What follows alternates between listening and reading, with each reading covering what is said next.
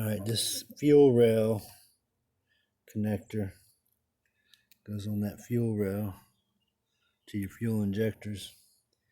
Anyway, the way it's running the flat side goes to the top and the round side goes to the bottom. The bottom wire has the red in it, and it's red and gray. And the middle wire is the green wire, and then the top wire looks to be brown and gray. So the top wire is brown and gray on the flat side.